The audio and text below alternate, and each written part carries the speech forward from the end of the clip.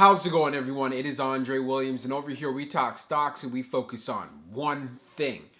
Always protect your profits. And today we're going to be talking about SNDL Sundial growers. And I have great news for you guys. The gap has been filled on the chart. I've been talking about this in the previous videos, and it was part of the reasons why I was telling you there is no need to buy SNDL at the high levels, being at the 90-cent range, 80-cent range, and so forth, to wait for the pullback. And we ended up closing at 73, and we did end up testing 72 cents on the day as well. I'll talk about it more inside this video. I won't waste any more time. Let's jump into the agenda. If you're new to this channel, I just want to let you know we have timestamps down below inside the description. But if you're a shareholder or you're thinking about taking a position, I highly suggest you watch this full entire video. So the first thing we're going to go over is the technical analysis. We're going to be taking a look at the overall price action. We want to know support. We want to know resistance. We want to know those key levels so we can maximize our overall entries. And also know what it looks like in a bullish case scenario and as well as in a bearish case scenario. And then we're going to be going on Fintel, taking a look at the short interest information. The reason why this is important because it does have an impact on the way the stock performs. And then we're going to be taking a look at the order flow distribution. We want to see what was the buying and as well as the selling behavior like on the Friday, and we also see it for the previous days and see the breakdowns because it does have an impact on the way the stock moves. And then when all of that is done, we'll be going into the final thoughts and as well as some more details, so let's get to it. So we're going to do a technical analysis for Sundial growers. Let's see how it performed on Friday. So ended up closing at 73 cents, being down 1.87%. On the low, it tested 72 cents, and then on the high, testing 77 cents. When we take a look at the volume stats on the day, you can see we traded at 112.317 million shares, and the average volume over 10 trading days being at 242.612 million shares. So what this shows us already, we had well below the average in regards to volume, and it's part of the reasons why we ended up seeing some pressure on the stock. Now, when we take a look at our chart, which is the daily chart, you can see from the RSI down below, it is at 51.22.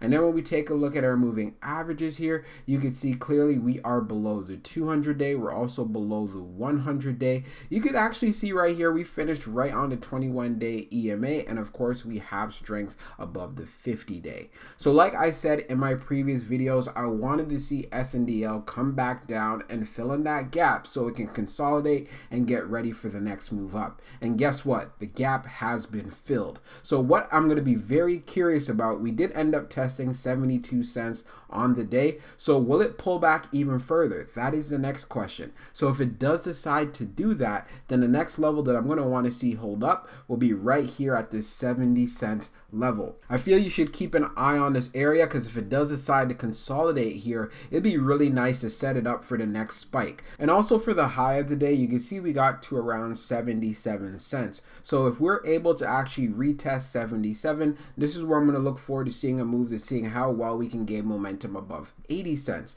Yes, there could be some selling pressure here and so forth, but like I said, there's a lot of demand for SNDL shares, and due to the fact that they ended up releasing that earnings and it ended up looking really good, a lot of people are going to be interested. So we could end up hitting low 70s and then being able to make that strong pop. So we're going to take a look at the recent short interest information for SNDL. So for the dark pool short volume ratio, it's at 52.54%, and then for the dark pool short volume being just over 45.3 million shares. Scrolling down further on the page, you can see the short shares availability is at 200,000, updated 28 minutes ago, and then the short borrow fee rate is at 7.24%.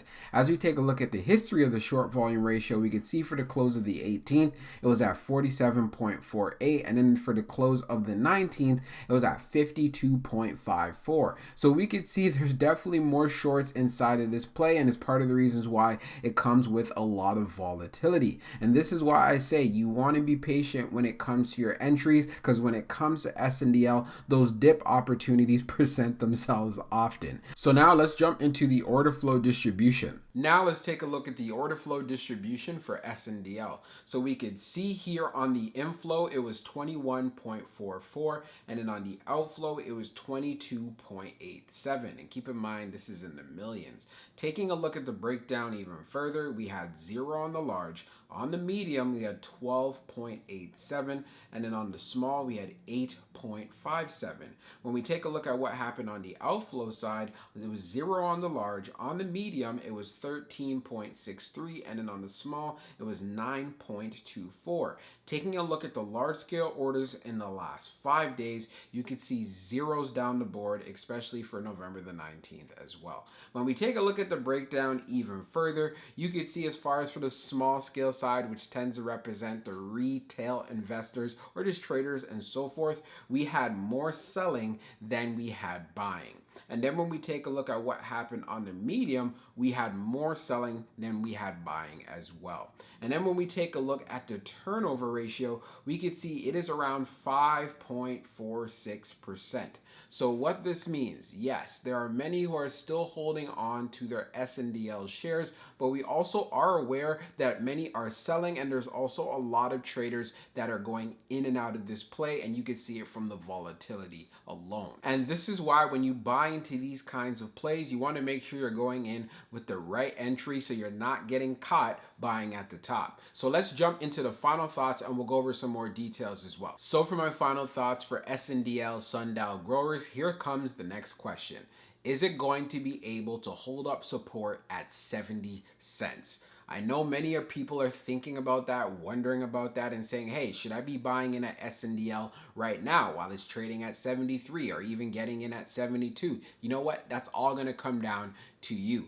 I myself personally, as far as taking a position, I can see this stock going down below 70 cents. And the reason is because there's a lot of volatility, especially if we get any type of news that comes through the cannabis sector that isn't great, or if it decides to continue going on a downtrend. Keep in mind, it spiked not too long ago. Then, of course, I can see SNDL getting below 70 cents. And I feel this is a very solid area for an entry. Now, as far as for the gap fill is concerned, knowing that we've already filled it, there's a good chance we can consolidate at this current level inside of the low 70s and look forward to seeing a strong move up. A lot of things have changed as of late. They've talked about, you know what, we're going to be buying some shares back. And on top of that, the earnings report was really good, and it does give investors a lot more confidence to look forward to what SNDL will come up with later on in the future. But with that said, it doesn't get away from the volatility that's inside of the play, and this is why I say you want to make sure you have the right entry. When we went on Fintel, taking a look at the short interest information, it still continues to have short squeeze potential. So this is why you want to continue to keep it on your watch list. And if you are thinking about taking a position, I would highly suggest you do your homework and you do your due diligence before doing so. So I hope you found this video helpful, and we'll be talking real soon.